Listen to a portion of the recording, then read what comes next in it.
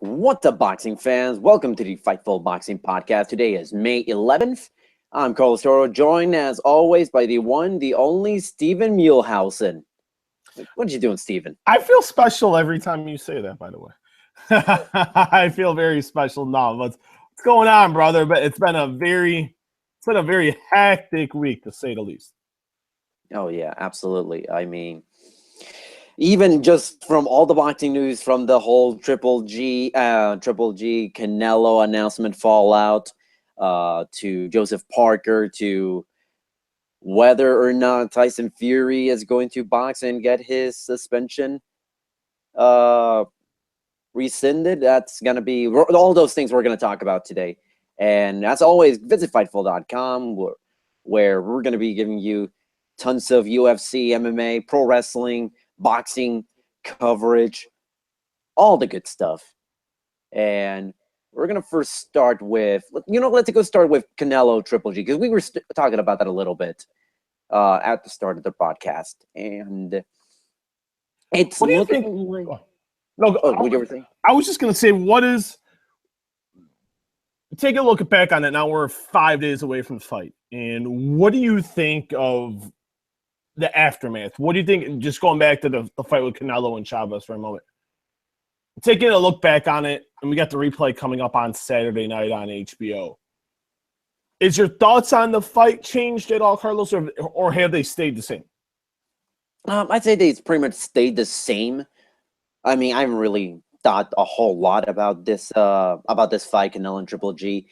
Overall, I'm still really, really excited. I think the whole world's gonna be excited. I mean, you got freaking Oscar De La Hoya going on First Take saying that this fight has the potential to be the greatest boxing fight of all time. Which, I mean, I don't know about that, but it certainly has a nice ring to it if you really think about it. And I still think that Triple G at the moment's my early favorite, a slight early favorite to win the fight. You brought this up, and I was gonna go there in a moment, but the performance. I've been doing radio. I was on like a little mini radio tour starting like from after the fight until through early Tuesday morning. And just hearing the excitement from Canelo about the Canelo victory. It's a masterful performance of one Canelo Alvarez. And then more excitement with the announcement of Canelo and Triple G, and the disdain for Julio Cesar Chavez Jr. I haven't heard so much disdain from one boxer since Mayweather Pacquiao, and I think that was pretty bad. This is right up there in my own estimation, because there was people, and we said this before, people spent their hard-earned money, and look at what happened. They spent $70. Some spent $59.99. Now, how much was it for the online broadcast? The online broadcast was $70. It was $70. Not even including tax. So I think I paid about $74 for that pay-per-view. Oh, they even got you with the taxes. Oh, yeah. Oh, wow. So, you look at it, and it did well on that end. And then you have the announcement, which set the world on fire with Canelo and Triple G. And we'll start with these comments by Oscar. What is Oscar De La Hoya thinking? Why? He's on this little press tour. And I get it. He should be. He's Oscar De La Hoya. He's the A side of this promotion. And in this fight coming up on September the 16th. Why is he talking about Floyd Mayweather? I got no problem with him, Carlos, saying this is the biggest fight of all time. Biggest fight, bigger than Mayweather Pacquiao. I have no problem with it because he has to sell the fight. But what is he doing talking about Floyd Mayweather?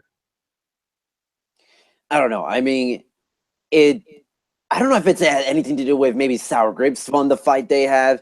I mean, I remember certainly Floyd, when I was talking to him, when he came to the Barclays Center back in January, and he dedicated like a whole little rant in this like 40-minute press conference after the Gale and Bato Jack fight, he was talking like for 5 minutes straight about Oscar De La Hoya. So I don't know. Part of me kind of think that there's still some sort of animosity between the two, or at least because now it's no longer about Floyd Mayweather and Oscar De La Hoya, the boxer. Now you're dealing with Floyd Mayweather and Oscar De La Hoya, the promoters, which I don't know. It's not as sexy as it was when the two of them were boxing, but I don't know. I think Oscar De La Hoya has really. It seems like he's been for the past for the past few years.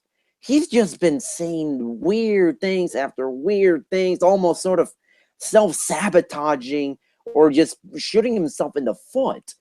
And I don't know why. I don't know if he's still not fully understanding the whole promoter game, which I kind of get because not easy being a promoter for a world-class organization. But come on, Oscar, you're better than that. It's one of these things where you bring that up, and there's no love lost there. There's none whatsoever, and people in the game will tell you the same thing. And it goes back to the fight. It was a close fight, and Floyd got the decision. It was a split decision, and that was, you look at it as Floyd's closest fight beyond the fight with Castillo, the first fight with Jose Luis Castillo, and it seemed like things were okay when De La Hoya, when Golden Boy and Mayweather were on a fight-by-fight basis and they were promoting his fights. But you knew the disdain was still there, and it came to his ugly head during the whole build-up to the fight with Floyd and Canelo. And then De La Hoya had his issues, and I'm not going to sit here and bash Oscar when there's really no need to. Everyone knows the DUIs and the cheating on his wife, the cocaine, and dressing like a woman, and all this other stuff. We don't have to get into that. But then Floyd went personal at that point. And then Floyd has had his own transgressions. Let's not make Floyd to be a choir boy here and beating women and all that, domestic violence and all that other nonsense. But they don't like each other. Take the boxing head off. They personally just don't like each other. If they were in a room by themselves, they would fight. I don't like Floyd's chances because I think Oscar kicks his ass, but I think there would be a fight. I think there would be a legit fight. They just don't like each other. And I think Oscar is envious because Floyd built his name off of Oscar De La Hoya, and I think that really nugs at Oscar. And he thought Canelo was that guy, and Canelo didn't do that. And Canelo came up short that night. But if you look at what Canelo's done, he's done amazing work. But Oscar has to separate that. And I get why he did it. He's trying to bring some limelight into the fight, but this has nothing to do with Floyd Mayweather. Floyd Mayweather right now, if you really want to look at it, he's the B-side to Conor McGregor. He's the B-side to Canelo Alvarez. You look at Floyd's last fight, beyond Manny Pacquiao, and the one fight with beyond 3 fights, Floyd Mayweather isn't the big draw. Yeah, he did well against Hatton, he did well against Robert Guerrero, and that was due to an 18-month layoff. And let's remember that as well. So Floyd's strategically known when to fight, but he's had some stinkers and some clunkers on pay-per-view, and I think Oscar needs to focus, supreme focus. You got to sell Triple G here to the masses. 320,000 buys for 2 pay-per-views, that's not too hot. It's not hot at all. So you're at the point where Canelo's already there. You now have to build Golovkin up as a monster. He already is a monster. You know. I know. The hardcores know. But you have to sell this fight to the mainstream. And if you don't sell Gennady Golovkin as a monster, they're going to be in they'll be in some trouble. Like, it'll still sell, I think, ticket-wise, when you're talking about pay-per-view sales where you're making the chunk of your money. You're making the lion's share of the money. If Oscar doesn't do that correctly, Carlos, I'm telling you right now, it's going to flop on pay-per-view.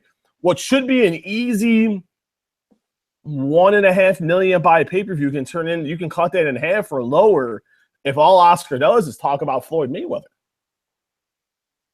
Yeah, I mean, and look, and not even just on the pay-per-view side, you're talking about the live gates and all that kind of stuff. And even still, we still don't know where the fight's actually going to be. Jerry Jones, the Dallas Cowboys owners, he said that he's gun for this fight to happen at AT&T Stadium, which I think is the smart way to go, because you could, if you, again, and you mentioned this, if you market this right, and if Oscar De La Hoya gets his foot out of his mouth and stop worrying about Floyd Mayweather, who's not at all involved in any of this whatsoever, you could sell 70, 80, 90,000 people, especially in Texas, when you're going to get a pretty good Mexican crowd. I mean, you have the potential to it being the, I guess, the Klitschko Joshua of this side of the planet.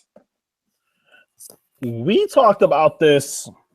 What did we talk about this 2 weeks ago? We talked about it right after Joshua Klitschko. Now, you bring up an interesting point, and Jerry Jones did talk today. And this determines that talking about the site of the fight. Sources have told me, and I stated this last weekend. Sources have told me it's either T-Mobile Arena, Madison Square Garden, or AT&T Stadium. Likely, the final two will be down to AT&T Stadium and T-Mobile Arena in Las Vegas. Now, you have to look at, there's a lot of variables that go into this here. Site fee. Jerry Jones is going to have to match the site fee of Vegas, and that's millions of dollars. Is Jerry Jones willing to spend that money? That's the first question, and we don't know that yet. And I think that's a question. And then, from what I've seen, I haven't watched the video, but from what I've been told, Jerry Jones did not bring that up. All he was talking about is he wants to fight. He can get 90,000 Mexicans and Texans and, the Hispanic community. I think it sells out AT&T Stadium if it goes there. But what is the ticket price? What is the price structure going to be? And that's another thing you have to figure. The spectacle, it may be good, but what's the price barometer between ringside and up in the booney, in the last row, in the last seat of each corner in the corners of the arena? You have to figure that out. And then you have the parking and you have the concessions, which I think it all factors into this. I agree with you where if you want the spectacle, if you're caring about just the spectacle, you go to AT&T Stadium. This can be Joshua Klitschko in the United States. But if we're talking, you want to make record-setting money, and this is all about money. At the end of the day, Carlos, it comes down to cash. Jerry Jones is going to have to match Las Vegas. That's still going to be very, very... Plus, you have all the hotels, the casinos. Is Jerry Jones going to be willing to pony up that much money? That's going to be the key here. I don't think he's going to. I've been shocked before by what Jerry Jones does. But if he can match all the factors and the advantages that Vegas has, then Dallas gets the fight. If he's going to go halfway in, it's probably not going to happen. And it's got to happen soon. It's got to happen soon. You're going to have a press tour that's going to start, from what I'm told, within the next 3 weeks. So you're looking at, because Golovkin's going to start camping early July, and so is, I know Canelo's going to start right around the middle to the end of June. He's going to start right after the press tour. So you have to look at this as what they have to come up with this very quickly. You got a couple weeks, and I know they're working on it. They've been working on this for a while. It's all dependent on Jerry Jones. I think Jerry Jones holds the cards here. If he's willing to pony up the cash, the fight goes to Dallas. I know for me, ticket round, wise of covering the fight, it's cheaper to go to Dallas. But wherever it is, it's going to be exciting. But if I still had to hedge my bet, Carlos, it's going to be in Vegas. Yeah, I think, to an extent, you can sort of pony, Vegas, you're still going to make a lot of money. You're going to make probably record-setting live gates because the ticket price is going to be astronomical for this fight. Overall, I think when you look at this fight, Canelo and Triple G, there's a lot of buzz. That you mentioned, there's a ton of buzz going around. But the one thing that I'm worried about, and you mentioned that, was Triple G's ability to draw pay-per-view buy. Because you mentioned 320,000 for 2 pay-per-views. That's not good. I think that's Canelo on his worst day, and you saw Triple G on his 2 pay-per-views. So now, do you think that there is a chance? Because we discussed it, and we certainly talked about it, how Oscar De La Hoya can sabotage the pay-per-view numbers here just by constantly talking about Floyd. But is there, at least from your side, are you hearing any worries about this fight not getting the pay-per-view buys that everybody is hoping? No, as long as Oscar keeps his head together. Golovkin's already doing media. He's doing a lot of mainstream media. He started doing it Sunday morning. So I think you look at these next 4 weeks, and they haven't announced the dates and the locations of the press tour. And I'm going to go to whatever the closest date is, wherever the closest location is for me. But in my mind, I think you have to go on what Canelo did with Floyd. And that was everywhere. They went to London. No reason to go to London, but they went to London. They circled back to the States. They hit New York. They did Boston. They did Philadelphia. They did Chicago. They did Grand Rapids because that's where Floyd's from. They went to Miami. They circled back. They went to Houston. They went to San Antonio. They went down to Mexico. They went to Vegas. And then they ended up in Los Angeles. So I think they have to go on a tour like that. I think you have to spend the money here because if you look at the surface right now, it's right around $1 million by pay-per-view, between I think 900 and $1 million. And that's just with no promotion. Now you start putting the promotional vehicle on here in the next month, I think then, I think you can push it to in that 1.3, 1.4, 1.5. And then, of course, you get that right when you get to about a week of the fight. You get the fight week. And it was just like this fight with Chavez. It really started picking up the Tuesday of the fight when the fighters arrived. So once you get in that hype and that overdrive, everything kind of is symmetrical and it's cynical. And it all flows and works together. I'm not worried about this fight selling unless someone stubs their toe tremendously here. And talking to the one time I've talked to Gennady Golovkin, he's not going to slip up here. And Canelo is Canelo. Canelo's, he knows how to work the media, and so does, but this is all really dependent on Oscar here. He is finally the A side of a mega. He hasn't been the A side of a mega fight since his fight with Floyd. But this is really his first time. Actually, you could say the same thing with Canelo and Mayweather because he was the promoter for that fight. But aside from Mayweather, this is his first time on his own here. And I think that's going to be the key. He's either going to make this or break it, and I think Oscar's going to deliver. I really do. I think he understands this is their chip.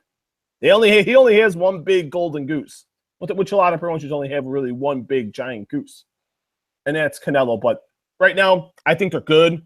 I think it's going to be amazing. As long as no one screws up, Carlos, this pay-per-view will do gangbusters. It can, as long as Golovkin's treated right here, which I think he's going to be, I think this fight's going to be just fine. So now, moving from one champion in Gennady Golovkin and 2 champions in Gennady Golovkin and Canelo Alvarez to another one, and certainly we haven't really touched upon this last week, and because of all the hoopla surrounding Canelo and Triple G. So Joseph Parker, he defended. Hold on one second. We didn't talk about odds. Wanted to go to that real quick. Yeah. What do you make of Canelo? What do you make of Triple G being a slight favorite? I think it's kind of to be expected. He's kind of always been the slight favorite in this, and I think that's going to carry over throughout the summer. I could see weeks or a small period where Canelo's going to be the favorite, or even where the fight might even be an even bet. So overall, I just think that Triple G, I think he's probably to the hardcore fans and to even the boxing fans in general, I think Golovkin's probably the sexier bet after beating Daniel Jacobs. And then you see Canelo just absolutely demolishing Julio Cesar Chavez, but I don't know if that says more about Canelo or more about Cesar Chavez and his preparation for this fight. But overall, I kind of think that I think Triple G should be the early favorite, at least at the moment. It could change as the summer goes, but no, I agree. He should be the pick. He's the middleweight. He's the unified middleweight champion of the world. Canelo's only had one fight. You really look at it. I guess you have to technically count the 2 fights at 155, but you have a guy that's only had 3 fights above 154 pounds. And you got a guy who's the middleweight conqueror. He is the king. He is the lion. He is the mauler. They got it right. I think it's going to be interesting once we, like you said, we get closer to the fight. The odds won't change until we get closer to the fight. And I think at that point, it might be a pick 'em or maybe Canelo becomes a small favorite by that time. But no, you're exactly right. All right. So now we can talk about the great Joseph Parker. Yeah. The great Joseph Parker. We're both fans of Joseph Parker. He defended his title against, and I'm going to butcher his name because we spent how much time on his about 2 minutes. 2 minutes. Razvan Kohanu. I believe. You were saying. No, I was gonna say we don't want to piss off the Razvan Kohanu fans. We really don't. We don't want to piss off maybe his 5 fans. We're sorry. Oh, I mean, sorry about that. So if you look at this, and I'm just reading here, according to BoxRec, as of April 2017, he was the 78th best heavyweight, according to BoxRec. And then let's face it, this was an easy fight for Joseph Parker. No, there's no danger of him winning the belt, of Joseph Parker losing the belt, I should say. He won via unanimous decision in New Zealand. Overall, this was a fight, but this kind of now starts to open up the doors for Joseph Parker to get more unification bouts. Maybe a fight with Deontay Wilder or Tony Bellew. Or maybe down the road, work something in 2018 for Anthony Joshua. The first step for Parker is done. He needed to defend the title, and he did. Now we can focus on getting go up against the top heavyweights and unifying more belts and getting bigger fights. But do you think he looked that impressive to where you can say he belongs with, like you said, you brought up Wilder and Joshua, Vladimir Klitschko? Does he even Tyson Fury? Does he really belong with these guys? I would have to say right now, no, he really, and I get it. It was an extremely short notice. He was preparing for Huey Fury. But did he really light a fire under you? And I just watched the fight yesterday. He really didn't do nothing that impressed me to where I would feel very confident in he can go and beat a Wilder or a Joshua, a Klitschko, or a Tyson Fury at this point. No, I wasn't really impressed. That's why I said this was a fight. It wasn't really that spectacular. Parker didn't look all that great, but overall, I think the lesson was for Parker to understand that, listen, you're going to be facing a lot tougher opponents than Razvan Kohanu. You're going to have to do better than that, and I think Joseph Parker is smart enough to understand that he now has the target on his back. He is the WBO heavyweight champion. So now, I think right now, he didn't look impressive, but I don't think it's going to hurt his stock too much because there's going to be big names still going to be gunning for his belt. I mean, if it's not going to be Anthony Joshua, because I think Joshua's schedule is going to be busy for a while with a potential Fury fight or a almost probable Vladimir Klitschko fight. I think overall, he's still going to get big fights. Whether or not he's going to be a draw, I don't know about that. At first, you're reading the results because I didn't see the results until after we were done on late Saturday, early Sunday morning. And they're like, oh, he failed to impress. I'm like, maybe some people were just a little too harsh. And I watched the fight and I got it. I know, I'm like, okay, I get it. But let's remember how short of notice Joseph Parker took this fight. First, we have to say you have to give him a lot of credit, because I can tell you right now, not many guys would have taken that fight. Period. Who would have taken that fight? I don't think Anthony Joshua wouldn't have taken that fight. I don't think Vladimir Klitschko would take that fight. This guy took a fight on like 10 days' notice. You have to give Joseph Parker a lot of credit. He wanted to fight. He wanted to fight at home. He wanted to put on a show. He showed up. He did what he had to do. I give him the hall pass. I know a lot of people aren't, but I'm going to give him one here. You have to look at those variables. You know, he did enough to win. Yeah, he trained with the guy in the past, and they spar. And you should know more, and you should know his weaknesses more. But he was preparing for a totally different opponent. So you give him a hall passer. He's still an explosive fighter. I'm not going to take anything away from Joseph Parker. But he's really got to step it up. You know, and I think the next fight will be with Deontay Wilder. I really do. I know Deontay wants that fight really bad. The last time when I talked to him before the Gerald Washington fight, he was a man on a mission and really wanting that fight. So I think that fight happens. I think it happens probably, I would probably say August, September. I know Deontay wants to get in there quicker, but I think I would be like a late, maybe even late July, sometime late July, early August. I think that fight happens. That's a big fight. It really is. Yeah, so I mean, overall, when you think about Joseph Parker, you kind of think that he looked good against Andy Ruiz. I'll give him that. He looked good against Andy Ruiz, and then you mentioned it's justifiable why Joseph Parker didn't look as good as he did in the Andy Ruiz fight. Mentioned, like I said, I don't think this fight is really gonna do much because he's already the champion. He's one of the 3 champions in the heavyweight division that people really care about. And he didn't Billy Joe Saunders the fight. I'll put it that way. Yeah, you're right. You're right. He's still a big enough of an attractive name. And my goodness. Come on. We always, every time we do a podcast, we always Billy Joe Saunders. That is like always have to bury Billy Joe Saunders. I was talking to my dad earlier today, and I don't know how, but we got to the conversation of, we were talking about the WBO offices, and out of nowhere, I don't remember if it was me or my dad, and we were just saying, boy, the WBO has Billy Joe Saunders as a champion. And I don't know, and look, and I do not mean to bury Billy Joe Saunders that much. I just think that with the crazy demands he was making for for wanting to fight Golovkin. No, you meant to say it. Stop it. Stop it. Stop it. You meant to say it. You meant to say it. Don't even try to sit and fool our great fans here. Don't even try to fool them. Please don't. Just stop. Please. You're terrible.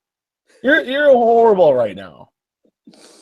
I like your posters, by the way, back there. I'm just kind of sitting there looking at your posters behind you here. Man, you got I like that poster to the left of you. My left. Yeah. I don't know what it is. Like some girl in the middle. Which one? Oh, yeah. It looks like a Zelda poster? Yep, absolutely. There it is.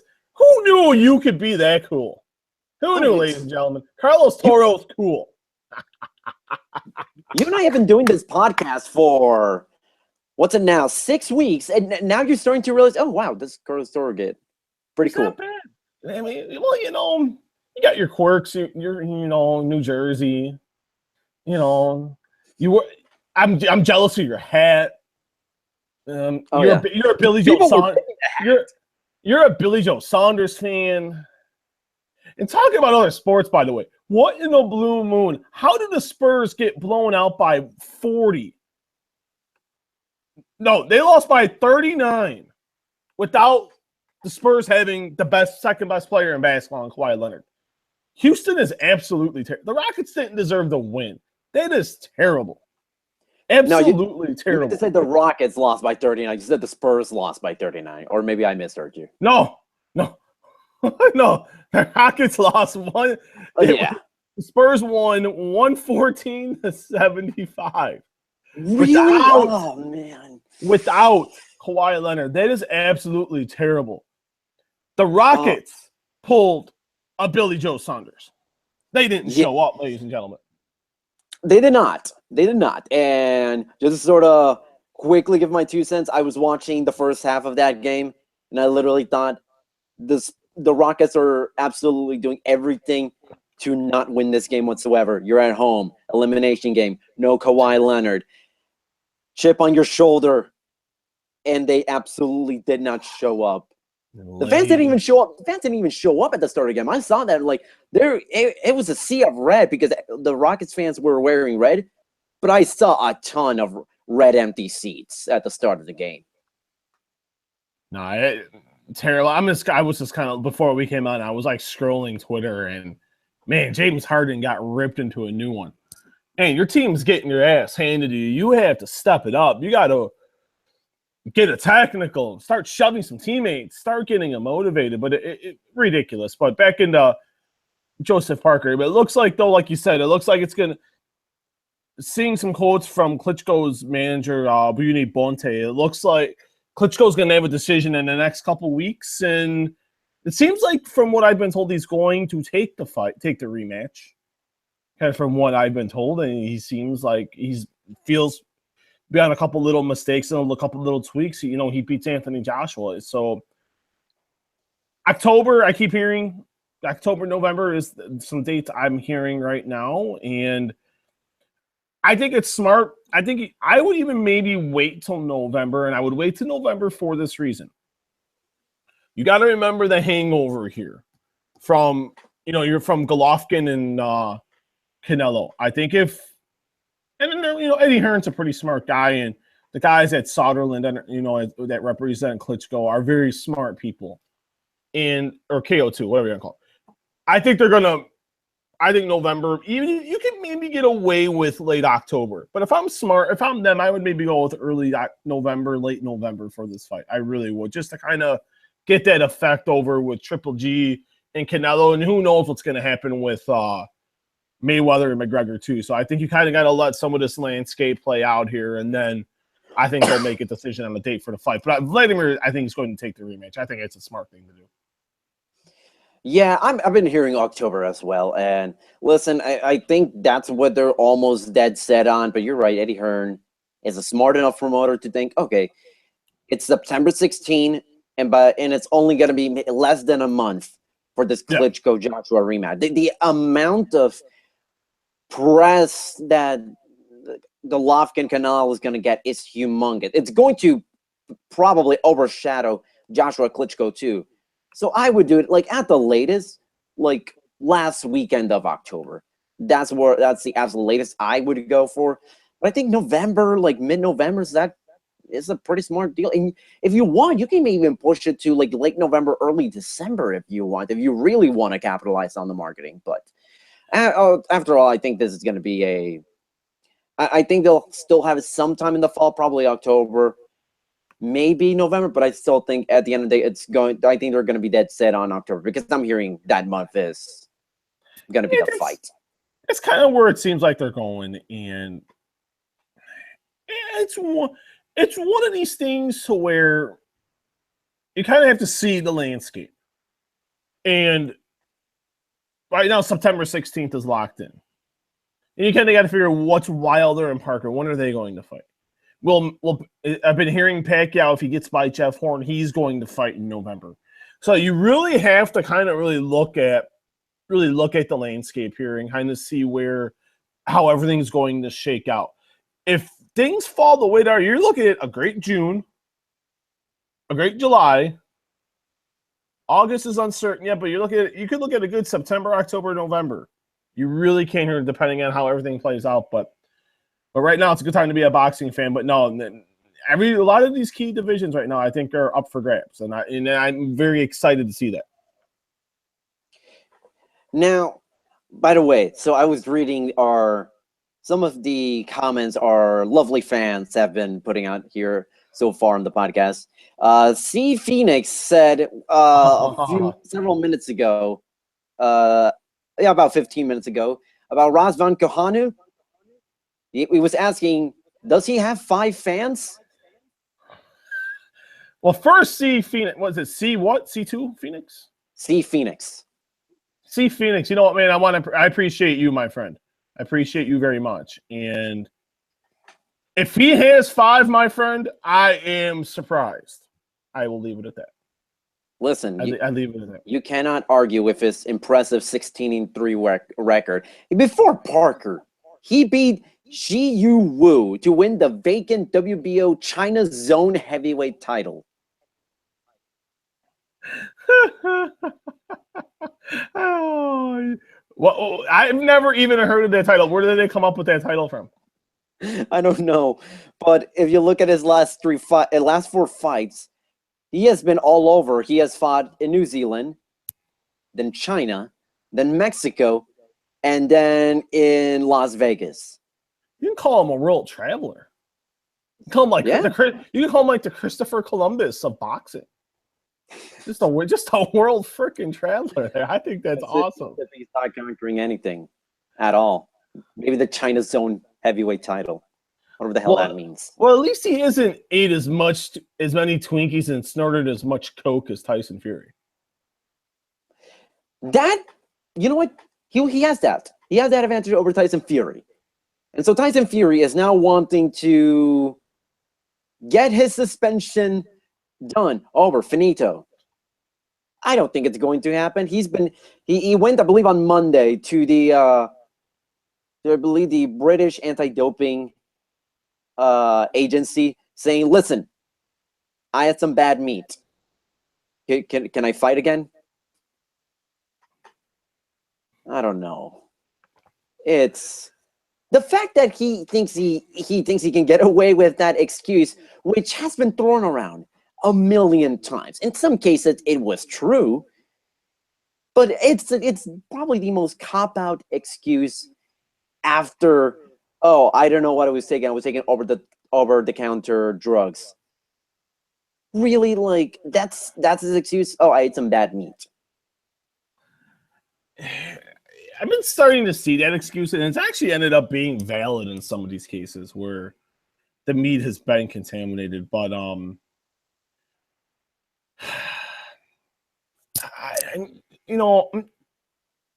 you want to believe, because you don't ever want to believe that someone came off the highest of highs and beat the great Vladimir Klitschko to become the heavyweight champion of the world. You don't want to think negatively upon it. And all he's done is he keeps tripping over himself here, because he's got a really good personality from what I've seen and like watching and listening to a lot of interviews of his. And he gets it. He knows how to sell a fight, and he can fight. And that's a sad part of the thing about it. When he has it together, he can flat out fight.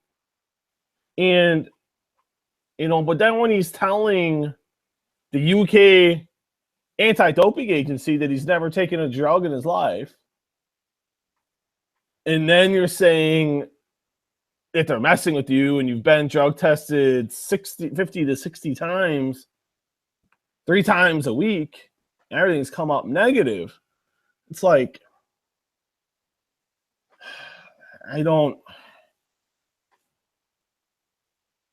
he's trying to get out of a lifetime ban, and I get it. He wants to box. I think he's I still think he can be very viable. It's a good division in this division, and he beat the man. And I just don't. You want to hope. I don't believe him. I think he just needs to get this behind him, focus on getting his license back and losing weight. He looked like still a fat slob the last time I seen a picture of him about 2 weeks ago. He didn't look too hot. So instead of eating Twinkies, drinking Coke, and there's nothing wrong with eating Twinkies and drinking Coke, don't get me wrong, but make sure you're working out if you're going to eat Twinkies and Coke. Or at least walk. Go for a walk. Put on your shoes. Go for a walk. You know, I'm not gonna bash him. I'm not gonna bash him too hard because he has been seen on social media wearing Chicago Bulls jersey. So I will give him good taste.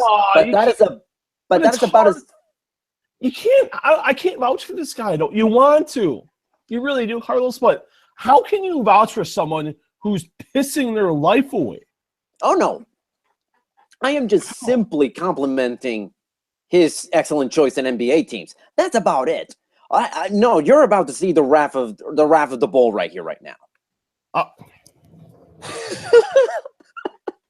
Oh, you can see the Steven just literally like backed away. Man, I'm scared here now. The roar of the bull. Is that what you said? The roar of the bull. Nice. The wrath. The wrath of the bull. Oh, excuse me. No, here's the thing. I'm not a cynical guy. I'm not a negative guy. I always like to see the positive things. I absolutely cannot possibly fathom that Tyson Fury even has any sense of thinking he could not only be able to get his suspension rescinded because he is facing a lifetime ban, and I kind of get why he's trying to throw an excuse. 1, 2, the excuse. Oh, Aiton contaminated me. No, that's not going to fly at all, especially with all the stuff you've done, especially with all the fact that you failed the test for cocaine, all the mental illnesses that it's been reported on, and I don't know if it's true, I don't know if it's fully true, or at least what to the extent of it. 3, if you're really serious about the sport, and I really mean you're serious, I don't want you to think, I don't want you to call out Anthony Joshua, oh, he's all muscle, he's nothing. You know what?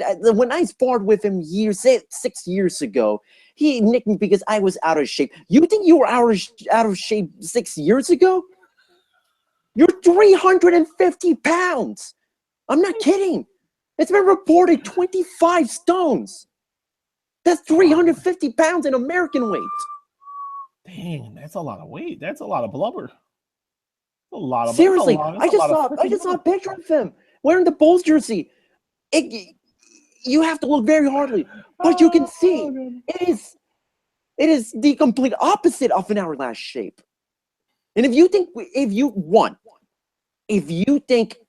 actually get this suspension revoked and you're actually eligible to fight, what the hell does anything in what the hell do you think makes you think that you're actually going to drop 100 pounds to fight him in August and July, in August, September, October, or even by next April?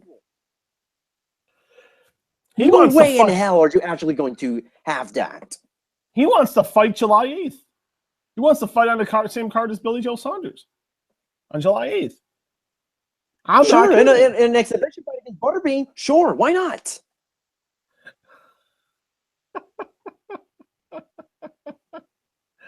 At least then we'll actually get it. At least then we'll get the boxing equivalent of a sumo match. I'm sorry, my goodness, you're pretty excited there. This whole thing about look, and I was excited when he beat Vladimir Klitschko. I was excited when he beat Vladimir Klitschko because I thought finally we got a guy who is very charismatic. He really is. He knows how to sell a fight. He's very talented. No matter what you may think of how Klitschko was, beating Klitschko is practically a lifetime achievement. And then you come out and then goes now almost 20 months. I think we're somewhere around that time, almost 20 months. And then you're looking like you are, the fact that you're over 300 pounds, the fact that you think that you can shed the weight and think that you can immediately box right away and say you can beat Anthony Joshua after what we witnessed, after we witnessed one of the greatest heavyweight championship boxing matches of all time. I don't know. It's like, look, and I want him. Look, first of all, I want his life. If he's going to be back in the sport, the one thing I want to see from him is that, one, he's sound of mind, that his health is in no way, shape, or form in any danger, whether it be physical, mental, or emotional.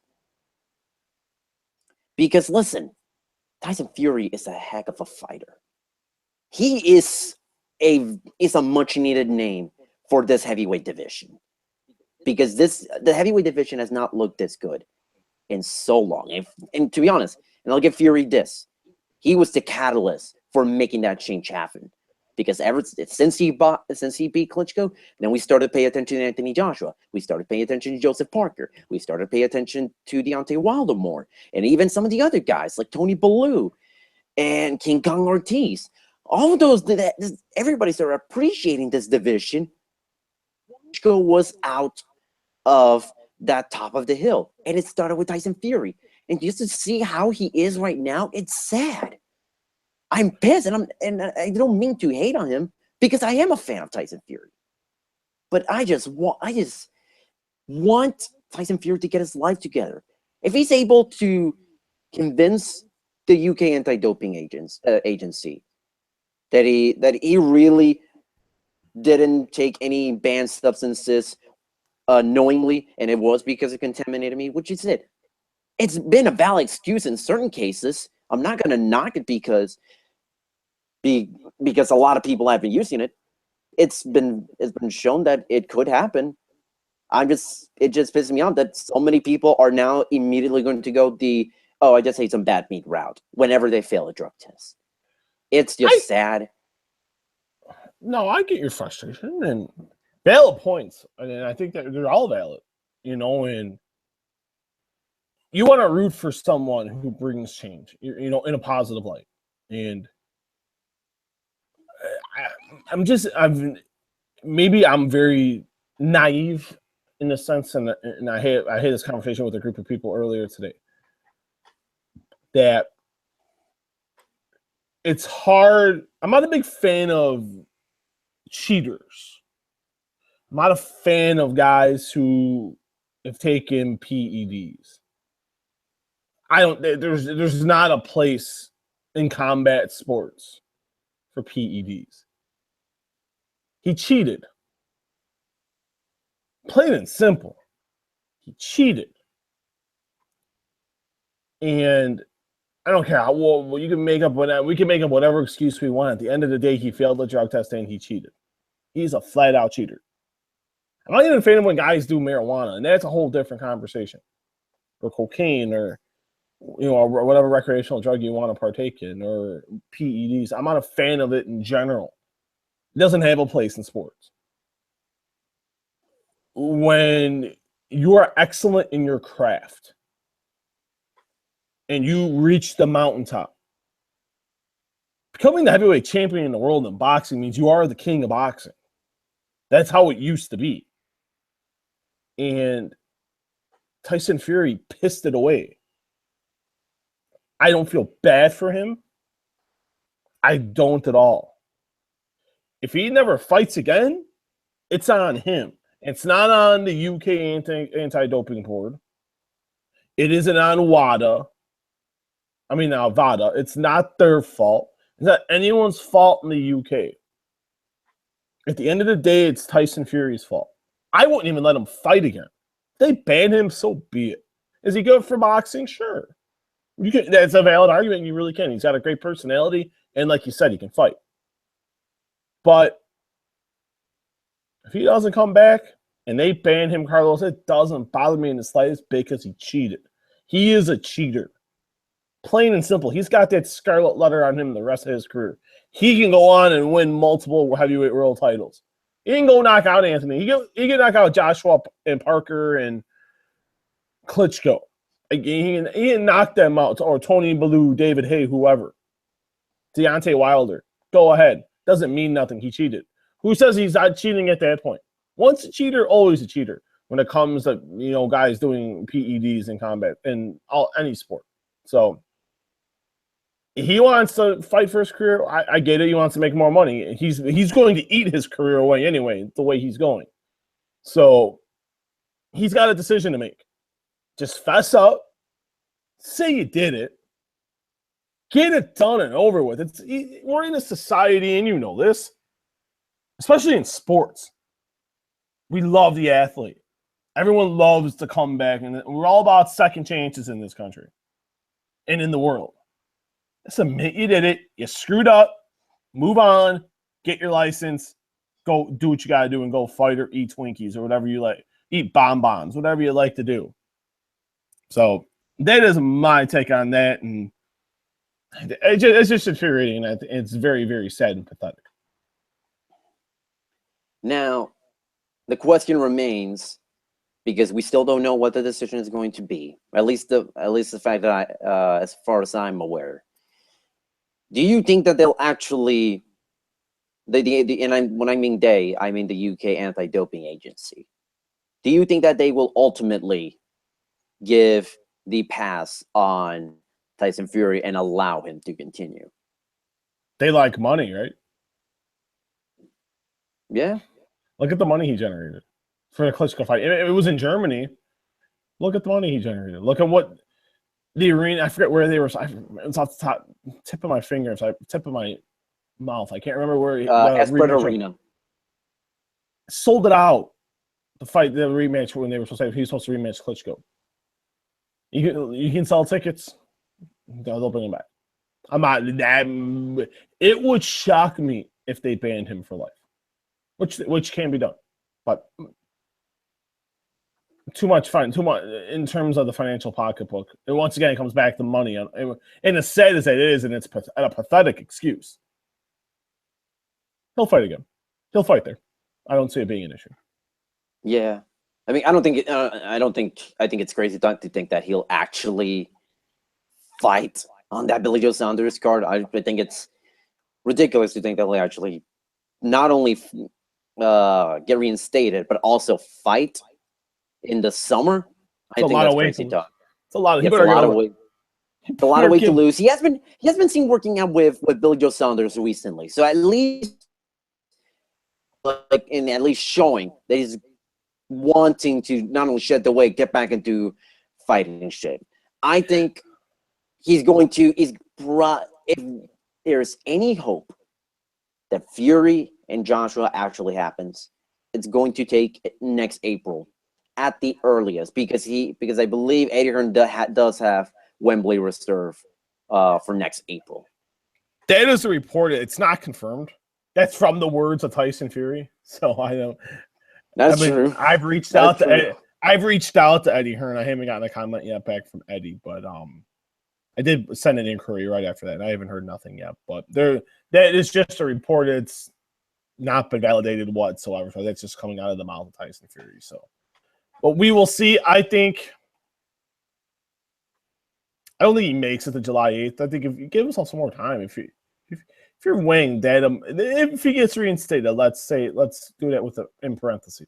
If he is, I can see like September, take a couple fights, and then I think he'd be ready for the belt.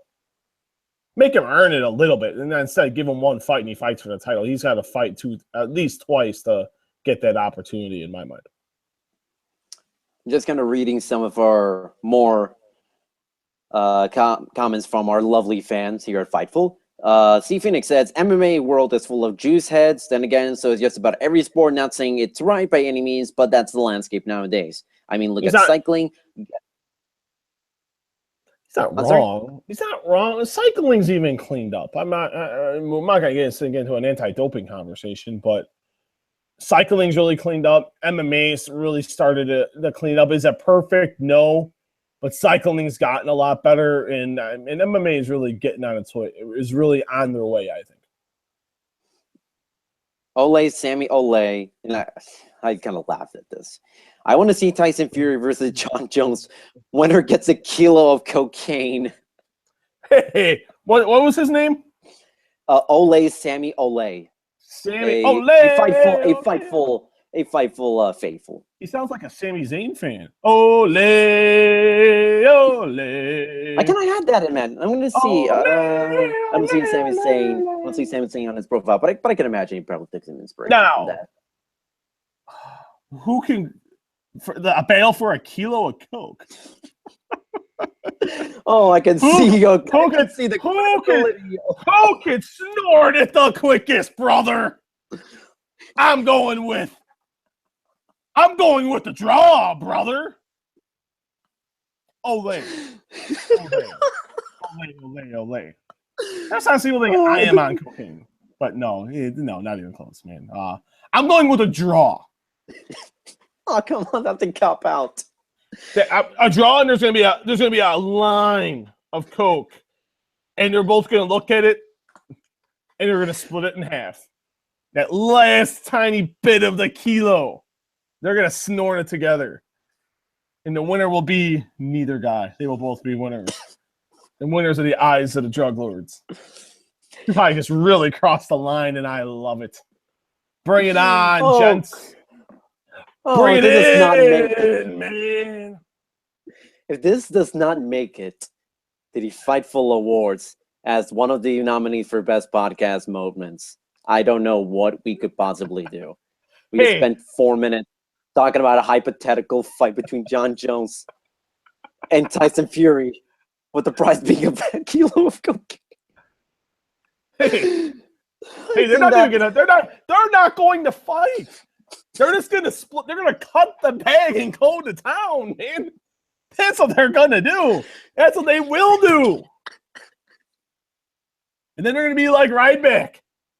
Instead of feed me more, get me more coke. Get me more coke. Feed me more. Let me snort. That's the chant they're gonna start, man. I'm telling you right now, they're gonna call the Ryback. And they're going to start chanting like Ryback. They're going to be watching Ryback move, the WWE Network, and watching Ryback. Man, that was way too long. That was great, though.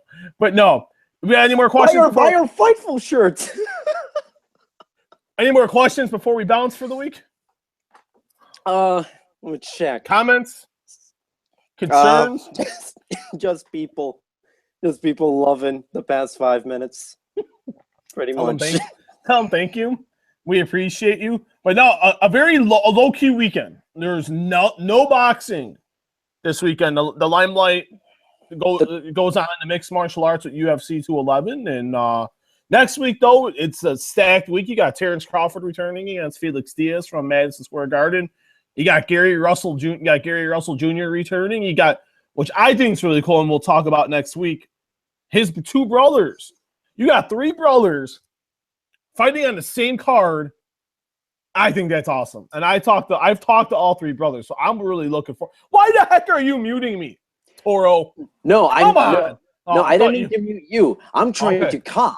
I was trying to cough. Oh, okay. I thought you were muting me. It doesn't appear on the audio feed, dude. I would never mute you. If I would mute you, I would have muted you during that whole 5 minutes. Well, I just laughed. I drink it in, man. But but I think that story, I'm looking forward to talking about that story next week, because I think that's amazing. The fact you have three brothers going to be fighting on the same show.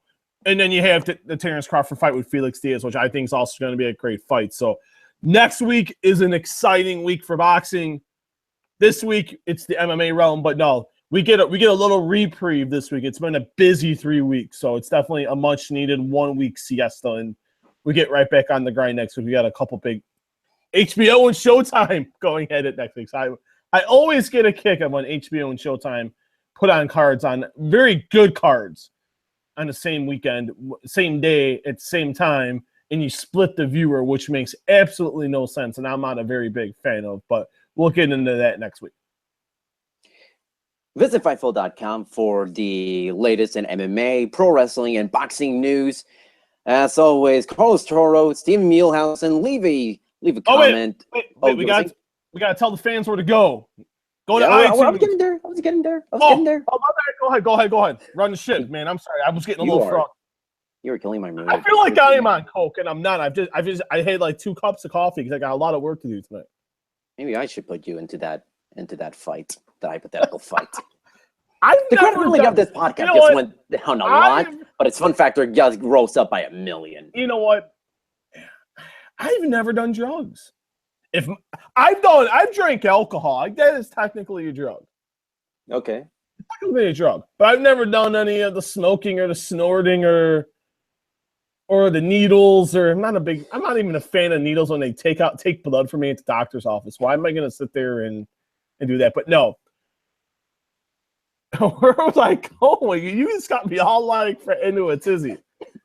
But No, you can find us. Where else can the great fans find us, Carlos?